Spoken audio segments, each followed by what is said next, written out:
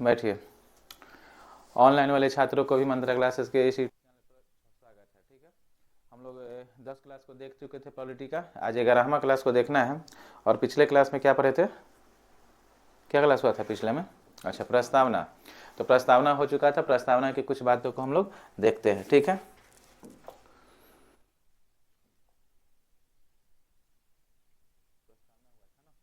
चलिए आप बताइएगा प्रस्तावना के बारे में।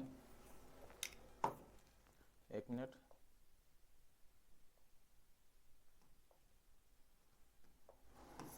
चलिए ध्यान देंगे। प्रस्तावना या उद्देशिका पिछला क्लास में हुआ था ना। चलिए बताइएगा प्रस्तावना के बारे में। प्रस्तावना को कब प्रस्तुत किया गया था और किसके द्वारा प्रस्तुत किया गया था, बताइएगा। पंडित जवाहरलाल नेहरू। ठीक है, कब प्रस्तुत किया गया था? 13 दिसंबर 1946। ठीक ना, तो संविधान सभा का तीसरा बैठक था 13 दिसंबर 1946 को। प्रस्तावना को पंडित जवाहरलाल नेहरू के द्वारा प्रस्तुत किया गया। ठीक है, प्रस्तावना के बारे में बताइएगा। इसे भारतीय संविधान का अंग कब बनाया गया? तो 22 जनवरी 1947 को। ठीक है, प्रस्तावना को किस देश के संविधान से लिया गया है? अमेरिका के संविधान से लिया गया। किस देश के संविधान से? अमेरिका के संविधान से। ठीक है, प्रस्तावना की भाषा को किस देश के संविधान से लिया गया है? तो प्रस्तावना की भाषा को ऑस्ट्रेलिया के संविधान से लिया गया है। प्रस्तावना की भाषा को ऑस्ट्रेलिया के संविधान से। ऑनलाइन वाले नोट करते चलेंगे, जिनका क्लास छूट चुका है वो रिवीजन कर लेंगे। ठीक ना, तो प्रस्तावना को ऑस्ट्रेलिया के संविधान से लिया गया है। ठीक है, आगे समझेंगे। प्रस्तावना के बारे में बताया था आपको कि प्रस्तावना के बारे में विवाद रहा है। ठीक ना, तो प्रस्तावना के विवाद को लेकर सर्वोच्च न्यायालय में चुनौती दी गई थी और इसके बारे में बताए थे 3 समिति के बारे में। एक बेरूबारी समिति बताए थे, तो बेरूबारी समिति कब आया था बताइएगा? हाँ ठीक है, बेरूबारी समिति। बेरूबारी समिति कब? 1960। तो बेरूबारी समिति 1960 में आई थी। ठीक है, ठीक। और गोलकनाथ समिति, गोलकनाथ समिति कब आया था? 1967। इन दोनों समिति के द्वारा सर्वोच्च न्यायालय ने क्या निर्णय दिया कि प्रस्तावना संविधान का भाग नहीं है, तो इसमें संशोधन या बदलाव नहीं किया जा सकता। ठीक है, लेकिन एक समिति का नाम बताए थे, कौन सा? केशवानंद। ठीक ना, केशवानंद बनाम भारतीय समिति, केरल का समिति था और ये कब आया था? 1973 ईस्वी में। इस समिति की अनुशंसा पर सर्वोच्च न्यायालय ने निर्णय दिया क्या कि प्रस्तावना संविधान का अंग या भाग है, अतः इसमें संशोधन किया जा सकता है। ठीक है, और इसी के अनुशंसा पर क्या किया गया कि 42वां संविधान संशोधन हुआ कब? 1976 में। और 42वां संविधान संशोधन जब 1976 में हुआ था तो प्रस्तावना में कितने शब्द को जोड़े गए? 3 शब्द को जोड़े गए। ठीक ना, कौन कौन सा शब्द जोड़ा गया था? तो हम बताए थे पंथ निरपेक्ष, धर्मनिरपेक्ष या पंथ निरपेक्ष बोल सकते हैं। ठीक ना, पंथ निरपेक्ष, समाजवाद, समाजवाद और अखंडता। ठीक ना, तो ये 3 शब्द जोड़ा गया था 42वां संविधान संशोधन 1976 के तहत। याद रखेंगे, तो प्रस्तावना में अभी तक मात्र एक बार ही संशोधन हुआ है और इस एक बार संविधान संशोधन था 42वां, और इसके तहत 3 शब्द जोड़ा गया, पंथ निरपेक्ष, अखंडता और समाजवाद और अखंडता। पंथ निरपेक्ष को धर्म निरपेक्ष कहा जाता है। ठीक है, इसके अलावा बताए थे कि प्रस्तावना में कितने प्रकार की न्याय का चर्चा किया गया था? तो बताइएगा 3 प्रकार के। कौन कौन सा न्याय था? सामाजिक, सामाजिक, राजनीतिक और आर्थिक।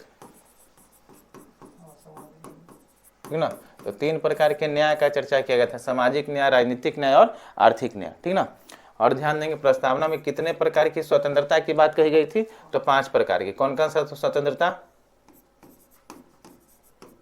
विचार, अभिव्यक्ति, विश्वास, धर्म और उपासना। ठीक ना, कौन सा? उपासना। याद किए हुए ना, उपासना। तो ये कितना प्रकार की स्वतंत्रता की बात कही गई थी? 5 प्रकार की। और समानता कितने प्रकार की? 2 प्रकार की, प्रतिष्ठा और प्रतिष्ठा और अवसर की समानता। ठीक है, तो ध्यान रखेंगे 2 प्रकार की क्या चीज का चर्चा है? समानता की चर्चा। 5 प्रकार की क्या चीज का? स्वतंत्रता की चर्चा। न्याय कितना प्रकार का? 3 प्रकार का, ठीक ना, 3 प्रकार के न्याय का चर्चा किस चीज में? प्रस्तावना में। तो ये तीनों पॉइंट बहुत इंपॉर्टेंट है जो कि हर एग्जाम में पूछा जाता है। प्रस्तावना को संविधान का जन्मपत्री कहा गया था, किसके द्वारा? के.एम. मुंशी के द्वारा, ठीक ना, के.एम. मुंशी के द्वारा, मुंशी, ठीक ना, के.एम. मुंशी के द्वारा प्रस्तावना को, ये पूछा जाता है, प्रस्तावना को जन्मपत्री कहा गया था, पत्री कहा गया था। जबकि पंडित जवाहरलाल नेहरू के द्वारा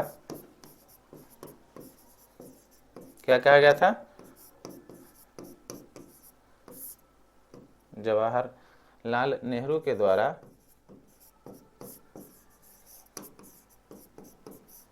प्रस्तावना को क्या कहा गया था? प्रस्तावना को संविधान का आत्मा,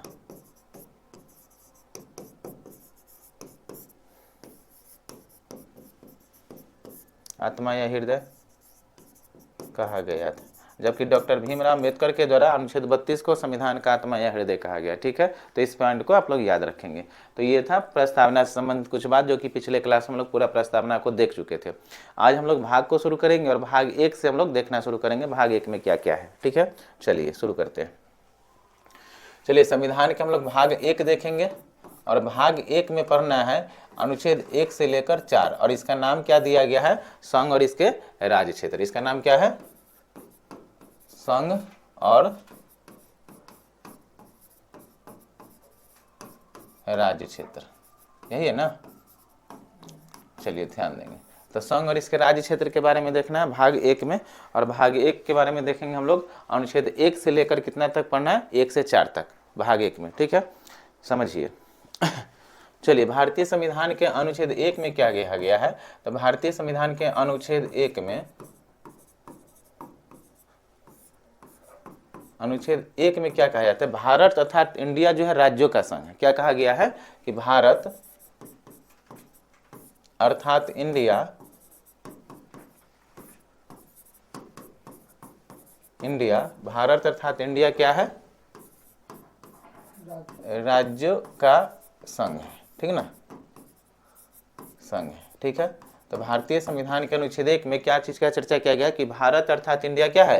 राज्यों का संघ है। ठीक ना, राज्यों का संघ कहने का मतलब कि सभी राज्य को से मिलकर ही एक संघ का, एक देश का निर्माण हुआ है। तो अनुच्छेद 1 कह रहा है कि भारत अर्थात इंडिया राज्यों का संघ है, और अनुच्छेद 1 में ही इंडिया का, भारत का नाम किस नाम से वर्णित है? भारत का नाम, भारत का नाम इंडिया के नाम से वर्णित है। इंडिया के नाम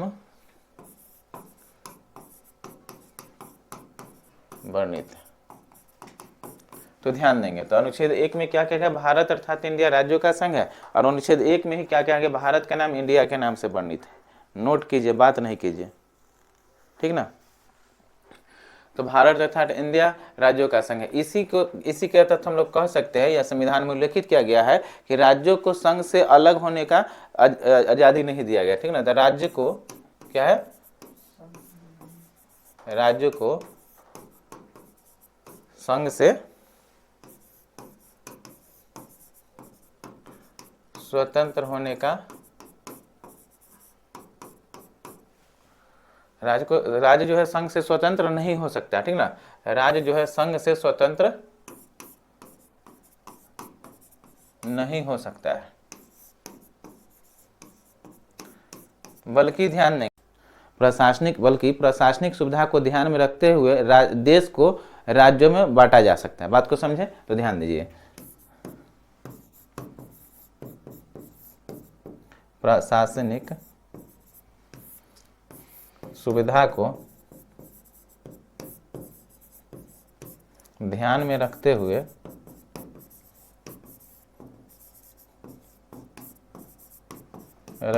क्या किया सकता है? देश को राज्यों में बांटा जा सकता है। बात को समझे तो क्या बताया कि प्रशासनिक सुविधा को ध्यान में रखते हुए देश को राज्यों में बांटा जा सकता है। एक बार फिर से समझिए, भारत तथा इंडिया राज्यों का संघ है। भारत का नाम इंडिया के नाम से वर्णित किया गया अनुच्छेद 1 में ही। और इसके बाद क्या बताएं हम, तो राज्य को संघ से स्वतंत्र होने का अधिकार नहीं होगा, ठीक ना। और इसके तहत हम क्या बताएं कि अधिकार, स्वतंत्र होने का अधिकार नहीं होगा, लेकिन क्या किया सकता है, ठीक है, कोई दिक्कत नहीं है। चलिए ध्यान देंगे, प्रशासनिक सुविधा को ध्यान में रखते हुए देश को राज्यों में बांटा जा सकता है, यानी देश को राज्यों में बांटा जा सकता है। प्रशासनिक सुविधा करने का मतलब कि जैसे मान लीजिए 84वां संविधान संशोधन आप लोग समझे होंगे, तो उसमें क्या किया गया कि 84वां संविधान संशोधन के तहत कई राज्य को अलग किया गया है, उससे नया राज्य बनाया गया। जैसे कि बिहार से लेकर के झारखंड को बनाया गया, ठीक ना। इसके अलावा मध्य प्रदेश से लेकर के छत्तीसगढ़ को बनाया गया, उत्तर प्रदेश से लेकर के उत्तराखंड को बनाया गया। तो प्रशासनिक सुविधा को ध्यान में रखते हुए देश को 2 राज्यों में बांटा जा सकता है, इस बात को ध्यान दिए। चलिए अब आगे समझिएगा, चलिए समझिएगा।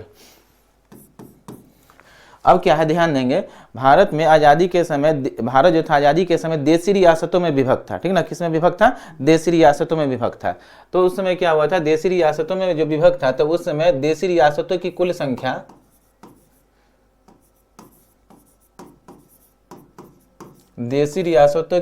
उस समय कितना था, 562, ठीक ना। 562 उस समय देशी रियासतों की संख्या था।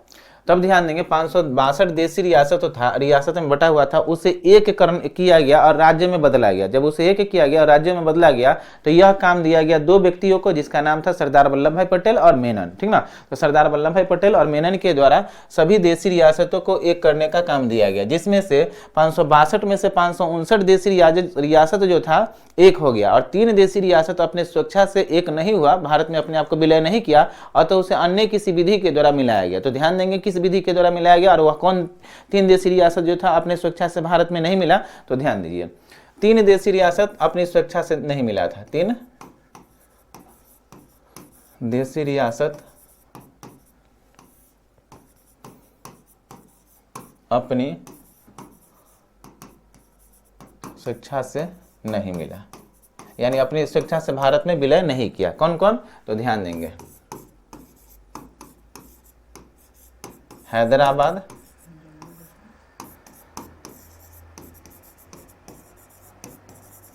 जम्मू कश्मीर, जूनागढ़, ठीक ना। तो ये 3 देशी रियासत ऐसा रहा जो कि स्वतंत्रता से अपनी स्वेच्छा से भारत में अपने आप को विलय नहीं किया गया। तो इसे किस विधि के द्वारा, ध्यान देंगे, हैदराबाद को ऑपरेशन पोलो के तहत, ठीक ना। हैदराबाद को ऑपरेशन पोलो के तहत 1948 ईस्वी में सैन्य कार्रवाई विधि के द्वारा भारत में विलय किया गया। किस विधि के द्वारा, सैन्य कार्रवाई विधि के द्वारा।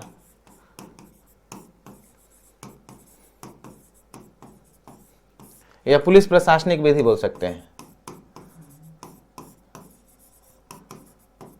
सैन्य कार्रवाई विधि के द्वारा भारत में विलय किया। जम्मू कश्मीर को, तो ध्यान देंगे, जम्मू कश्मीर में क्या हुआ कि पाकिस्तान के द्वारा आक्रमण किया गया 26 अक्टूबर 1947 ईस्वी को, ठीक ना। तो 26 अक्टूबर 1947 ईस्वी को जम्मू कश्मीर पर आक्रमण किया गया पाकिस्तान के द्वारा। तो जम्मू कश्मीर के उस समय राजा थे कौन, राजा हरि सिंह, ठीक ना। कौन थे, राजा हरि सिंह। तो हरि सिंह के द्वारा जब जम्मू कश्मीर पर आक्रमण किया गया तो हरि सिंह के द्वारा भारत में अपने आप को विलय कर लिया, यानी जम्मू कश्मीर को किस में विलय कर दिया गया, भारत में विलय कर दिया गया, ठीक है। जूनागढ़ के भारत में विलय करने के लिए क्या किया गया, तो जनमत संग्रह कराया गया, यानी निर्वाचन प्रणाली के तहत वहां पर क्या कराया गया, जनमत संग्रह।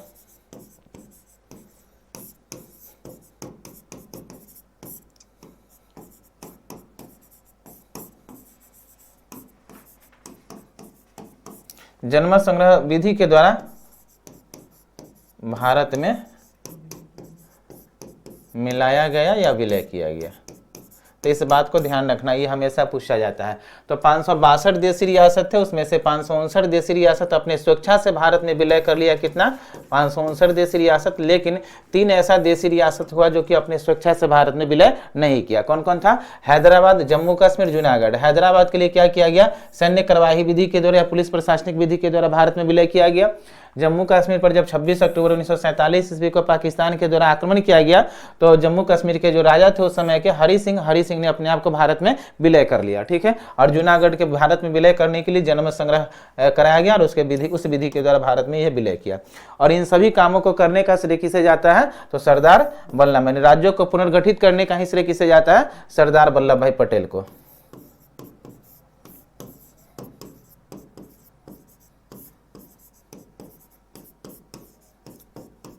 सरदार वल्लभ भाई पटेल को और मेनन को, ये दो व्यक्तियों को जाता है, ठीक है। जो जिसमें सबसे ज्यादा महत्वपूर्ण योगदान रहा है किनका? सरदार वल्लभ भाई पटेल को। सरदार वल्लभ भाई पटेल को इन्हीं कामों के लिए किस नाम से जाना जाता है? तो लौह पुरुष के नाम से जाना जाता है, ठीक ना। सरदार वल्लभ भाई पटेल को लौह पुरुष के नाम से जाना जाता है।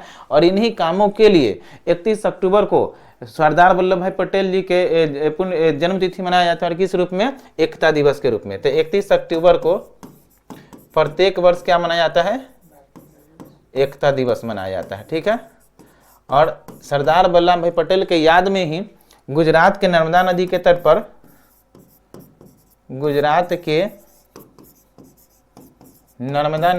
पर स्टैचू ऑफ यूनिटी का निर्माण किया गया है। एकता का प्रतीक इनके प्रतिमा का निर्माण किया गया है, स्टैचू ऑफ यूनिटी का। राम सुतार इसके वास्तुकार है स्टैचू ऑफ यूनिटी का, ठीक है ना। एकता का प्रतीक इनके मूर्ति का अनावरण किया गया, ठीक है। तो इतना बात समझ गए। अब हम लोग देखेंगे आके कि भारत आज़ाद हुआ तो आज़ादी से पहले ही भारत को पुनर्गठित करने के लिए भाषाई आधार पर मांग की गई थी। तो एक अधिवेशन हुआ था कांग्रेस का, और वह कांग्रेस का अधिवेशन कब हुआ था? तो ध्यान देंगे 1920 ईस्वी में एक नागपुर में अधिवेशन हुआ था। कहाँ पर? नागपुर में कांग्रेस का अधिवेशन हुआ था। और इसी अधिवेशन में एक बार चर्चा क्या किया गया कि जब भारत आजाद होगा तो राज्यों का पुनर्गठित किया जाएगा किस आधार पर? भाषाई आधार पर, ठीक ना। तो 1920 ईस्वी में नागपुर में अधिवेशन हुआ था। और इसी अधिवेशन में क्या किया गया? तो भाषाई आधार पर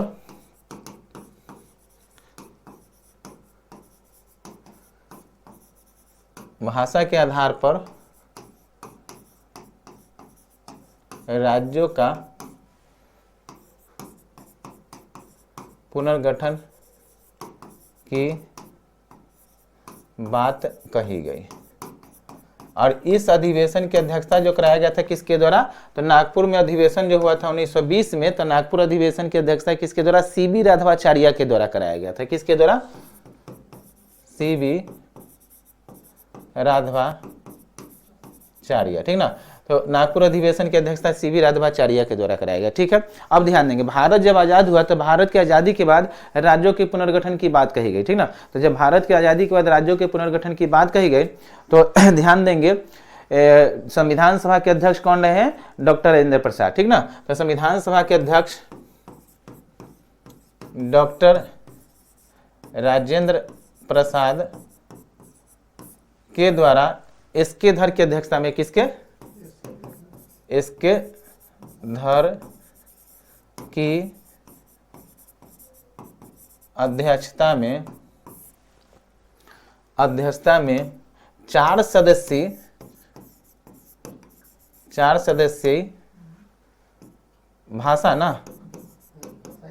भाषा प्रांतीय समिति, ठीक ना, भाषाई प्रांतीय समिति का गठन किया गया। गठन कब किया गया? तो 27 नवंबर 1947 ईस्वी को। तो इस पॉइंट को याद रखना है, ठीक ना। तो ध्यान देंगे स्वतंत्रता के पश्चात डॉक्टर राजेंद्र प्रसाद क्या थे? संविधान सभा के अध्यक्ष। तो संविधान सभा के अध्यक्ष डॉक्टर राजेंद्र प्रसाद जी के द्वारा इसके धर की अध्यक्षता में क्या किया गया? 4 सदस्यीय समिति का गठन किया गया। और कौन सा समिति? किस? भाषाई प्रांतीय समिति का गठन किया गया। और कब किया गया? 27 नवंबर 1947 को। लेकिन इसने अपना रिपोर्ट कब प्रस्तुत किया? तो 10 दिसंबर 1948 को, ठीक ना। तो इसने अपना रिपोर्ट को प्रस्तुत किया है 10 दिसंबर 1948 को। इस रिपोर्ट में इसने क्या प्रस्तुत किया कि राज्यों का पुनर्गठन किया जाएगा। तो किस आधार पर? तो प्रशासनिक,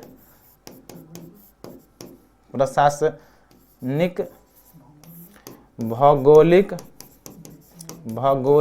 वित्तीय और ध्यान देंगे वित्तीय और विकास के आधार पर। तो ध्यान देंगे, हम क्या बताएं कि 4 सदस्यीय प्रांतीय समिति का गठन किया गया और कब गठन किया गया, तो 27 नवंबर 1947 ईस्वी को। और इसने अपना रिपोर्ट को कब प्रस्तुत किया है, तो प्रस्तुत किया है 10 दिसंबर 1948 ईस्वी को। और इस रिपोर्ट में इसने क्या प्रस्तुत किया कि जो राज्यों का जो पुनर्गठन किया जाए तो किस आधार पर, तो प्रशासनिक सुविधा को ध्यान में रखते हुए, भौगोलिक स्थिति को ध्यान में रखते हुए, वित्तीय स्थिति को ध्यान में रखते हुए और विकास के आधार को ध्यान में रखते हुए, ठीक ना। लेकिन इसी के पश्चात क्या किया गया, एक और समिति का गठन किया गया। तो कौन सा समिति का गठन किया गया, जेवीपी समिति का गठन किया गया, ठीक ना। कौन सा समिति का गठन किया गया इसके बाद, जेवीपी। और जेवीपी समिति का गठन किया गया। और जेवीपी समिति में कितने सदस्य थे, ये 3 सदस्य हुए, ठीक ना। जेवीपी समिति में कितने सदस्य हुए, 3 सदस्य हुए। और कौन कौन सा सदस्य हुए, तो ध्यान देंगे, जेवीपी समिति में पंडित जवाहरलाल नेहरू, ठीक ना, तो पंडित जवाहरलाल नेहरू जैसे, ध्यान देंगे भी से वल्लभ यानी पंडित जवाहरलाल नेहरू, सरदार वल्लभ भाई पटेल और पट्टाभी सीतारामैया, ठीक ना। तो पंडित जवाहरलाल नेहरू, ठीक ना, उसके बाद सरदार वल्लभ भाई पटेल,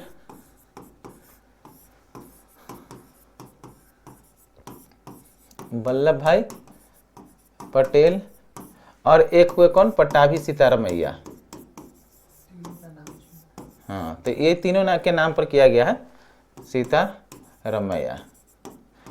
तो ध्यान देंगे, तो ये 3 सदस्यीय समिति का गठन किया गया, सरदार वल्लभ भाई पटेल, पंडित जवाहरलाल नेहरू और पट्टाभी सीतारामैया। और इसने क्या किया था, भाषाई आधार पर राज्यों के पुनर्गठन के करने की बात को ठुकराया था, ठीक ना। जब ठुकराया गया तो एक तेलुगु भाषाई क्षेत्र के आदमी था, ठीक ना, जिसका नाम क्या था, पोटूराम उल्लू, ठीक ना। तो पोटूराम उल्लू जो था तेलुगु भाषाई क्षेत्र के आदमी, पोटूराम उल्लू,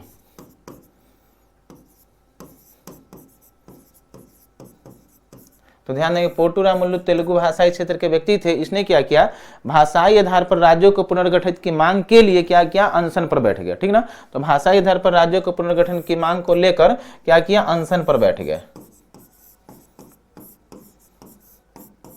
और जब अनशन पर बैठ गए तो ध्यान देंगे 56 दिनों, कहीं कहीं 58 दिया हुआ रहता है, ध्यान देंगे। तो 56 दिनों के अमरण अनशन के दौरान, अमरण, ठीक ना,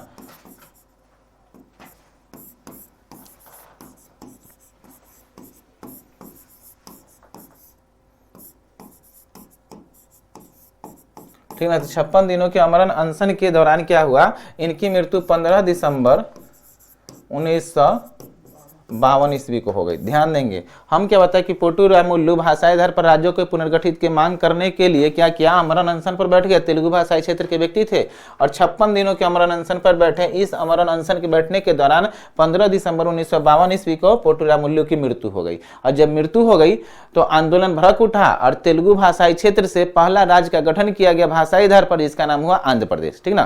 तो आंदोलन भड़क उठने के बाद क्या हुआ कि 1 अक्टूबर 1953 ईस्वी को भाषाई आधार पर राज्य का गठन हुआ एक, ठीक ना। तो 1 अक्टूबर 1953 ईस्वी को भाषाई आधार पर बनने वाला पहला राज्य कौन बना, आंध्र प्रदेश, ठीक ना।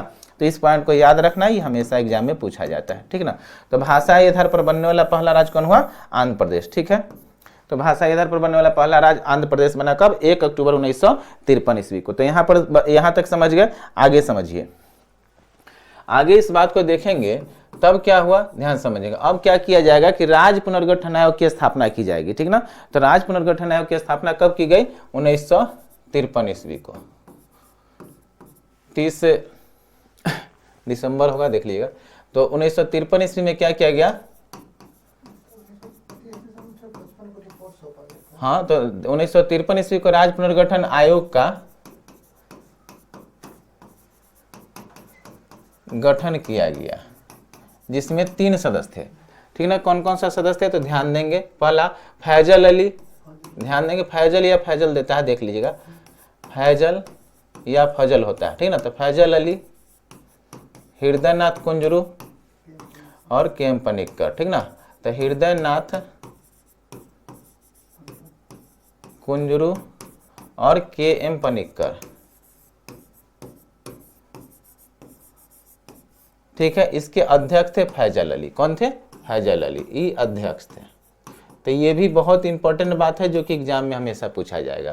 तो 1953 ईस्वी में राज्य पुनर्गठन आयोग की स्थापना की गई और राज्य पुनर्गठन की जब स्थापना की गई तो इसमें 3 सदस्य हुए, ठीक ना। फैजल अली जिसके अध्यक्ष थे इस समिति के, हृदयनाथ कुंजरू और के.एम. पनिक्कर। इसने अपना रिपोर्ट प्रस्तुत किया 1955 ईस्वी में, कब, 1955 इसमें, जिसे पारित कर दिया गया जुलाई 30 दिसंबर 1955 को प्रस्तुत किया, और जिसे पारित कर दिया गया जुलाई 1956 ईस्वी में। तो इसे पारित कर दिया गया कब? जुलाई 1956 ईस्वी में पारित कर दिया गया। किसको? राज्य पुनर्गठन आयोग का जो रिपोर्ट था उसे पारित किया गया। रिपोर्ट प्रस्तुत किया गया है कब? 30 दिसंबर 1955 को, और 1953 इसमें क्या किया गया? राज्य पुनर्गठन आयोग की क्या की गई थी? स्थापना की गई थी। क्लियर है? इसके बाद क्या हुआ? जब रिपोर्ट प्रस्तुत किया तो एक संविधान संशोधन को हम लोग देखेंगे। और कौन सा संविधान संशोधन? 7वां संविधान संशोधन 1956। ठीक है, चलिए आगे देखते हैं। हम लोग समझते हैं अब 7वां संविधान संशोधन हुआ था कब? 1956 में। और 7वां संविधान संशोधन 1956 के तहत उस समय तक 14 राज्य और 6 केंद्र शासित प्रदेश को सम्मिलित किया गया। क्या संविधान संशोधन? 7वां संविधान संशोधन 1956 के तहत 14 राज्य और 6 केंद्र शासित प्रदेश को क्या किया गया है? सम्मिलित किया गया है। अब ध्यान देंगे, कुछ केंद्र शासित प्रदेश और कुछ राज्य को संविधान संशोधन के द्वारा सम्मिलित कर दिया गया है, जिसको हम लोग देख लेंगे। ठीक ना, तो ध्यान दीजिएगा। अब एक संविधान संशोधन आप लोग याद रख लेंगे, 10वां संविधान संशोधन 1961। ठीक ना, तो 10वां संविधान संशोधन 1961 के तहत दादर नगर हवेली और दमन द्वीप को भारत का अंग बनाया गया। किसको किसको? दादर नगर हवेली, दादर नगर हवेली को भारत का अंग बनाया गया। ठीक ना, दादर नगर हवेली को। ठीक ना, और गोवा दमन द्वीप को अगले संविधान संशोधन के तहत। कौन सा संविधान संशोधन के तहत? 12वां। तो 12वां संविधान संशोधन 1962, और इसके साथ गोवा और दमन द्वीप को भारत का अंग बनाया गया। दादर नगर हवेली का कहना 10वां संविधान संशोधन 1961 के तहत भारत का अंग बनाया गया, और 12वां संविधान संशोधन 1962 के तहत गोवा और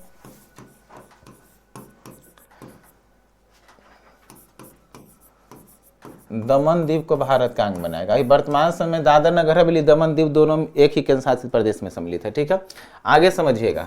13वां संविधान संशोधन भी हुआ 1962 में, और 13वां संविधान संशोधन 1962 के तहत क्या किया गया? तो 13वां संविधान संशोधन 1962 के तहत ध्यान देंगे, 13वां संविधान संशोधन 1962 के तहत नागालैंड को भारत का अंग बनाया गया। किसको? नागालैंड को शामिल किया गया। ठीक है, आगे समझेंगे। एक 14वां संविधान संशोधन, 14वां संविधान संशोधन हुआ 1963, कहीं कहीं 62 भी रहता है। तो 14वां संविधान संशोधन 1963 के तहत क्या किया गया? पांडिचेरी को, किसको? पांडिचेरी को भारत का अंग बनाया गया।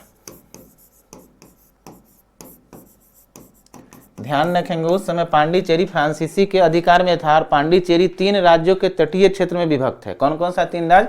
तो ध्यान देंगे, जैसे कि भारत के प्रायद्वीपीय भारत का विस्तार इस प्रकार से है। तो यहाँ पर केरल है, तो केरल में पांडिचेरी का यमन राज्य है। कौन सा जिला है? यमन जिला है। यहाँ पर तमिलनाडु है, तो तमिलनाडु में पांडिचेरी का 2 जिला है, एक कराईकल है और एक पांडिचेरी है। ठीक ना, और एक यहाँ पर है, तो यहाँ पर पांडिचेरी का यहाँ पर माहे होगा, यहाँ पर यमन होगा। ठीक ना, तो यहाँ पर यमन राज्य जिला है और यहाँ पर माहे जिला है, और पांडिचेरी का सबसे छोटा जिला माहे, जो कि भारत की सबसे छोटी जिला है। ठीक है, तो पांडिचेरी को 14वां संविधान संशोधन 1963 के तहत भारत का अंग बनाएगा। ठीक है, ध्यान देंगे 2 संविधान संशोधन इसमें और देख लेंगे। अगर यहाँ पर देख रहे हैं तो 15वां संविधान संशोधन भी हुआ था 1963 में। कब? 1963 में, और इसके तहत उच्च न्यायालय के मुख्य न्यायाधीश का कार्यकाल 60 साल से बढ़ाकर कितना साल? 62 साल किया गया। ये सब बात हम लोग बाद में देखेंगे। 15वां संविधान संशोधन के राज्य से संबंधित है इसको, तो हम लोग इसको अभी ध्यान देंगे। 10वां संविधान संशोधन 1961 के तहत दादर नगर हवेली को शामिल किया गया। 12वां संविधान संशोधन 1962 के तहत गोवा और दमन द्वीप को भारत का अंग बनाया गया। 13वां संविधान संशोधन 1962 के तहत नागालैंड को भारत में शामिल किया गया, और 14वां संविधान संशोधन 1963 के तहत पांडिचेरी को भारत का अंग बनाया गया। क्लियर है? और हम लोग पढ़े क्या कि 7वां संविधान संशोधन 1956 के तहत 14 राज्य और 6 केंद्र शासित प्रदेश को शामिल कर लिया गया था। तो 14 राज्य बन चुका है। अब हम लोग क्या करेंगे? 15वां 16वां राज्य का जो गठन किया गया उसको समझते हैं। ठीक है, तो चलिए समझिए। अब ध्यान देंगे, पहले तो भाषाई आधार पर एक राज्य का गठन कर दिया गया था। कब? 1 अक्टूबर 1953 ईस्वी को। तो ये तो इंपॉर्टेंट है, ये है। और ये कब किया गया है? तो 1 अक्टूबर 1953 ईस्वी को। कौन सा राज्य था? आंध्र प्रदेश। ठीक है, अब ध्यान दीजिएगा। इसके बाद इंपॉर्टेंट राज्य जो कि बचा हुआ था, जो बचा हुआ उसको देख लेंगे। 1 मई 1960। ठीक ना, तो 1 मई 1960 को महाराष्ट्र से अलग करके गुजरात को बनाया गया। ठीक है, तो किसको बनाया गया? महाराष्ट्र से एक राज्य को अलग किया गया और किसको बनाया गया, गुजरात को बनाया गया। तो गुजरात बना 14 राज्य था, 15वां राज्य बन गया। ठीक है, आगे समझिए। अब ध्यान देंगे 1 दिसंबर 1963, ठीक ना, 1 दिसंबर 1963 को असम से अलग करके नागालैंड को बनाया गया। असम से लेकर नागालैंड को बनाया गया। ठीक है, आगे समझिए। तो ये बन जाएगा 16वां राज्य। ठीक है, आगे समझिएगा। 1 नवंबर 1966, तो 1 नवंबर 1966 को पंजाब से अलग करके हरियाणा को बनाया गया। ठीक है, तो ध्यान देंगे पंजाब से अलग कर किसको, हरियाणा। ठीक है, तो हरियाणा जो बना है क्या हमारा, 17वां राज्य बना है। ठीक ना, आगे ध्यान दें 25 जनवरी 1971। ठीक है, तो 25 जनवरी 1971 को हिमाचल प्रदेश को पूर्ण राज्य का दर्जा दिया गया। किसको, हिमाचल प्रदेश को। और हिमाचल प्रदेश को पूर्ण राज्य का दर्जा दिया गया और 18वां राज्य बनाया गया। क्लियर है, आगे समझिए। 21 जनवरी, हाँ ठीक है, 20 फरवरी होगा। तो ध्यान देंगे 20 जनवरी 1972, तो 20 जनवरी 1972 ईस्वी को क्या किया गया है, क्या हुआ, ध्यान दीजिए पढ़ाई पर। 20 जनवरी बात क्या करते हैं आप लोग अपना में, बोर्ड पर ध्यान दीजिए, ध्यान देंगे। 21 जनवरी 1972 ईस्वी को क्या किया गया है, 2 राज्य का गठन किया गया, 3 राज्य का, एक मेघालय, मणिपुर, ठीक है, और त्रिपुरा। इस सब को असम से अलग किया गया, मेघालय, मणिपुर और त्रिपुरा को। अब समझिए एक इंपॉर्टेंट संविधान संशोधन आपको याद रखना है, और कैमा संविधान संशोधन है, 36वां। ये बहुत इंपॉर्टेंट, हमेशा एग्जाम में पूछा जाता है। ठीक ना, तो 36वां संविधान संशोधन हुआ 1975 में, कहीं कहीं 74 भी मिलेगा। तो 36वां संविधान संशोधन 1975 के तहत कैमा राज्य, तो 22वां राज्य, और किसको, तो सिक्किम। ठीक ना, तो सिक्किम को 22वां राज्य का दर्जा दिया गया। 22वां राज्य कैसे, तो 18 यहाँ बन चुका था, 18 3 कितना हो गया, 21। ठीक ना, और इसको कैमा राज्य बनाया गया, 22वां राज्य। ठीक है, तो ध्यान दीजिएगा 36वां संविधान संशोधन 1975 के तहत सिक्किम को कैमा राज्य बनाया गया है, 22वां राज्य बनाया गया। ठीक है, अब ध्यान देंगे 20 फरवरी 1987, ठीक ना, तो 20 फरवरी 1987 को अरुणाचल प्रदेश और मिजोरम को बनाया गया। असम से अलग करके फिर से अरुणाचल और किसको, मिजोरम। ठीक है, तो ध्यान देंगे, यहाँ ध्यान दीजिए, यहाँ बात करते रहते अपने में। 20 फरवरी 1987 ईस्वी को, तो 20 फरवरी 1987 ईस्वी को अरुणाचल प्रदेश और मिजोरम को बनाया गया। तो फिर से एक बार ध्यान देखते, फिर हम लोग आगे बढ़ेंगे। हम क्या बताए थे, भाषाई दर पर पहला राज्य का गठन किया गया, किसको, आंध्र प्रदेश को। 1 मई 1960 ईस्वी को महाराष्ट्र से अलग कर किसको बनाया गया है, गुजरात को बनाया गया। ठीक है, और ध्यान देंगे 1 दिसंबर 1963 ईस्वी को नागालैंड को पूर्ण राज्य का दर्जा दिया गया। 1 नवंबर 1966 ईस्वी को पंजाब से अलग कर हरियाणा को नया राज्य बनाया गया। ठीक है, और 25 जनवरी 1971 ईस्वी को क्या किया गया, हिमाचल प्रदेश को पूर्ण राज्य का दर्जा दिया गया था।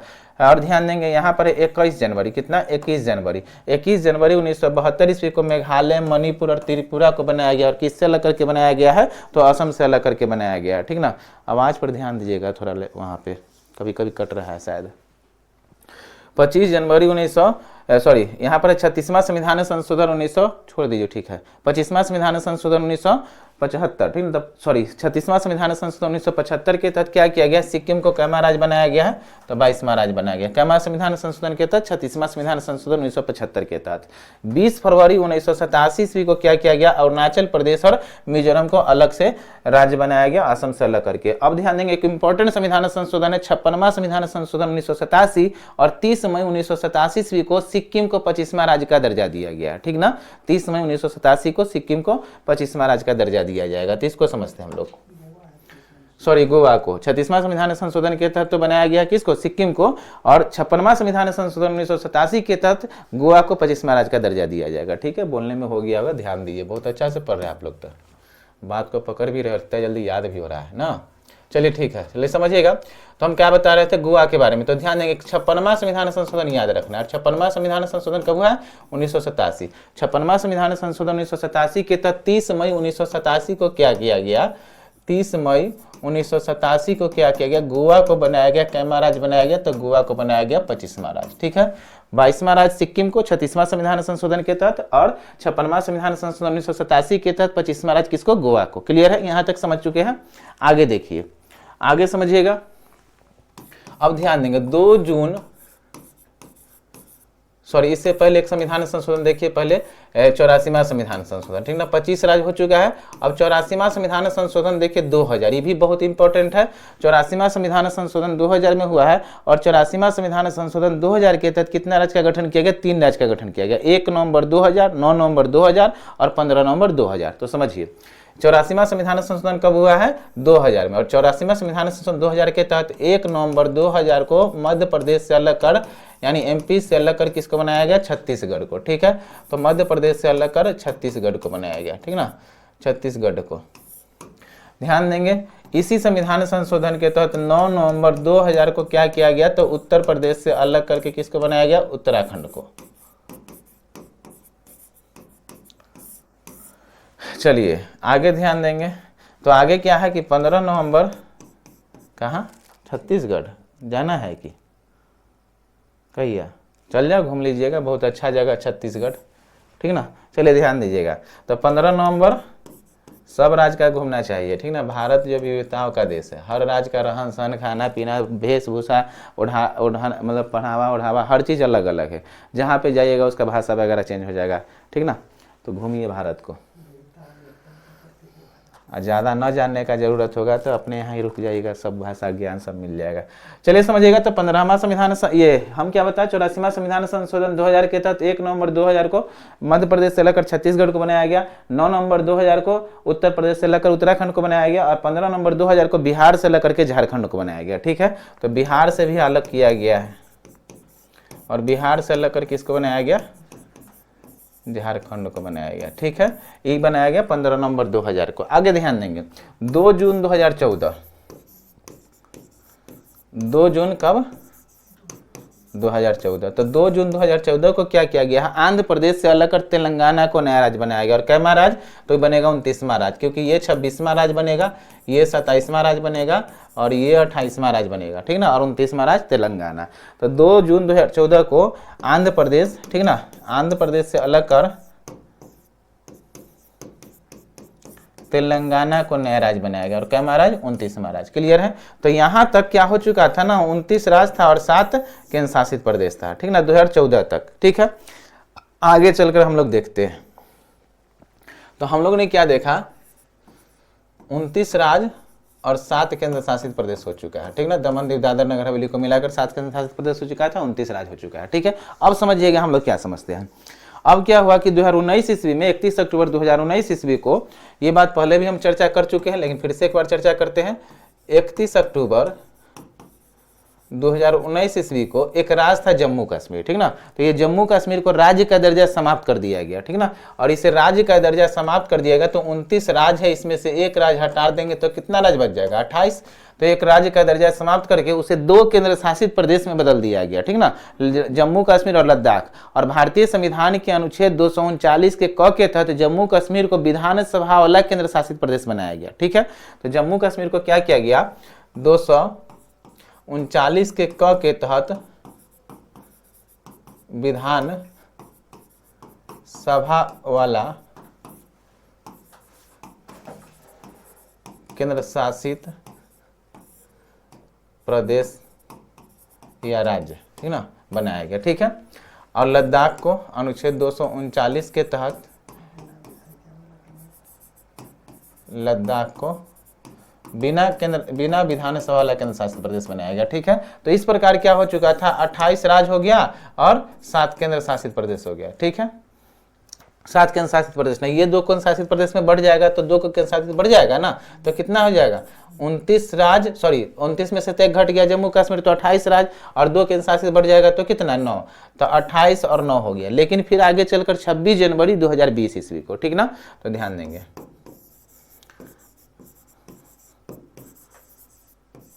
26 जनवरी 2020 को क्या हुआ कि दादर नगर हवेली और दमन द्वीप जो था 2 केंद्र शासित प्रदेश था, तो दादर नगर हवेली और दमन द्वीप 2 केंद्र शासित प्रदेश को 1 केंद्र शासित प्रदेश के रूप में क्या कर दिया गया, बदल दिया गया, ठीक ना।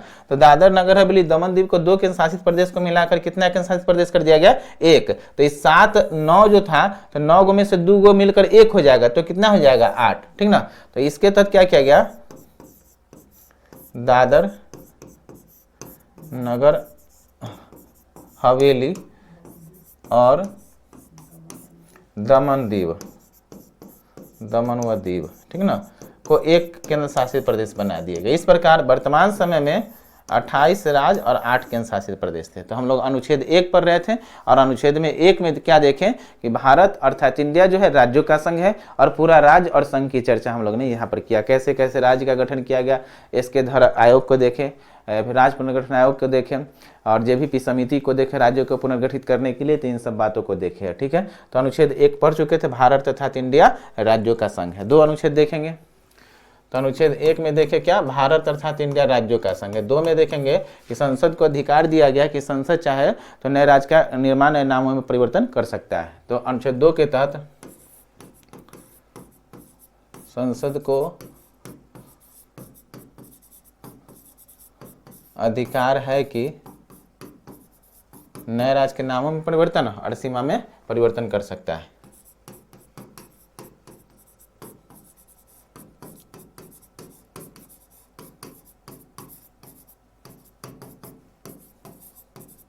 परिवर्तन कर सकता है। 3 में देखेंगे साधारण बहुमत के आधार पर, ठीक ना, नए राज्य की स्थापना कर सकती है, ठीक ना। किस आधार पर, साधारण बहुमत के आधार पर संसद को अधिकार है कि नए राज्य की स्थापना कर सकती है।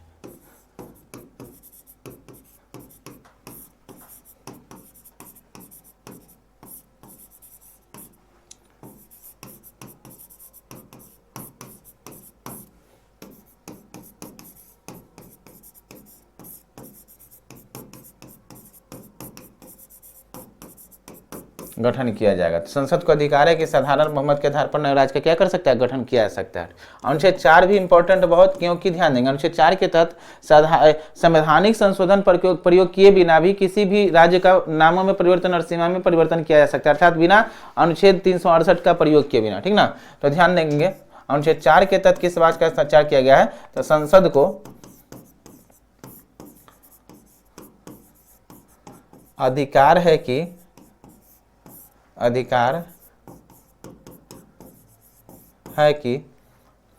बिना संवैधानिक संशोधन के प्रयोग के संवैधानिक संशोधन के प्रयोग के नए राज्य के नामों में परिवर्तन और सीमा में परिवर्तन कर सकता है। अर्थात कहने का मतलब अनुच्छेद 368 का प्रयोग किए बिना भी किसी राज्य के नामों में परिवर्तन और सीमा में परिवर्तन किया जा सकता है। तो ये था 4 अनुच्छेद, अनुच्छेद 1 से लेकर 4, जिसमें अनुच्छेद 1 में बताया कि भारत तथा इंडिया राज्यों का संघ है। इसी अनुच्छेद के तहत भारत के नाम इंडिया के नाम से वर्णित किया गया है। अनुच्छेद 2 के तहत नए राज्य में प्रवेश या फिर साधारण बहुमत के आधार पर राज्यों का नाम, अनुच्छेद 2 के तहत नए राज्य में प्रवेश और इसके तहत बताया नए राज्य के नाम में परिवर्तन, सीमा में परिवर्तन किया जा सकता है। और अनुच्छेद 3 में याद रखेंगे साधारण बहुमत के आधार पर नए राज्य का गठन किया जा सकता है। किसके द्वारा, तो संसद के द्वारा, ठीक है। आगे ध्यान दें अनुच्छेद 4 में संसद को अधिकार दिया गया है कि संवैधानिक संशोधन प्रयोग किए बिना भी किसी राज्य के नाम में परिवर्तन और सीमा में परिवर्तन कर सकता है, ठीक ना। और इसके लिए क्या बताया कि अनुच्छेद 368 का प्रयोग किए बिना किसी राज्य के नाम में परिवर्तन और सीमा में परिवर्तन किया जा सकता है, ठीक है। तो ये क्लास आप लोग पीछे से एक बार रिवीजन कर लेंगे, समझ गए ना, नोट कर लिए होंगे। कितना टाइम हो गया देख लीजिए। तो चलिए ध्यान देंगे। तो ये आप लोग समझ चुके होंगे, सरदार वल्लभ भाई पटेल जेवीपी समिति के बारे में बताए थे, इसको समझ चुके होंगे अच्छा से। जेवीपी समिति में 3 सदस्य थे, सरदार वल्लभ भाई पटेल, पट्टाभी सीतारामैया। और एक बताए थे कौन, पंडित जवाहरलाल नेहरू। नागपुर में एक अधिवेशन हुआ था भाषा इधर राज्यों को पुनर्गठित करने के लिए आज़ादी से पहले, तो इसको भी समझा चुके हैं। डॉक्टर राजेंद्र प्रसाद के द्वारा एस.के. धर की अध्यक्षता में कौन सी समिति का गठन किया गया था, तो भाषा प्रांतीय समिति का गठन किया गया था। कब किया गया था, 27 नवंबर 1947 ईस्वी को इसने अपना रिपोर्ट प्रस्तुत किया कब, तो 10 दिसंबर 1948 ईस्वी को। रिपोर्ट में क्या बताया था, तो प्रशासनिक, भौगोलिक और वित्तीय विकास के आधार पर राज्यों का पुनर्गठन किया जाए। उसके बाद जेवीपी समिति का गठन किया गया था। आगे समझेंगे। पीछे देखिए, देशी रियासतों की संख्या कितना थी आज़ादी के समय, 562, जिसमें से 3 देशी रियासत क्या था, अपने आप को स्वेच्छा से भारत में विलय नहीं किया था। 559 देशी रियासत अपने स्वेच्छा से भारत में विलय कर लिया था। और विलय करवाने का श्रेय किसे जाता है, तो सरदार वल्लभ भाई पटेल और मेनन को जाता है। 3 देशी रियासत में हैदराबाद, जूनागढ़ और बताए थे कौन, जम्मू कश्मीर, किन विधि के द्वारा गठित किया गया था, यानी अपने आप को विलय किया था, ये सब बात बता चुके थे। ठीक है, हो गया। भाग 1 बता थे, ये सब बात बता चुके हैं। ठीक है, तो अगला क्लास को हम लोग कल देखते हैं। ऑनलाइन वाले अपना कमेंट करेंगे। आगे आज 11वां क्लास था, कल के क्लास में हम लोग देखते हैं अनुच्छेद, ये भाग 1 हो चुका है, भाग 2 को देखेंगे और इसी तरह पूरा पॉलिटी को हम खत्म करेंगे। ठीक है, चलिए रहने दीजिए।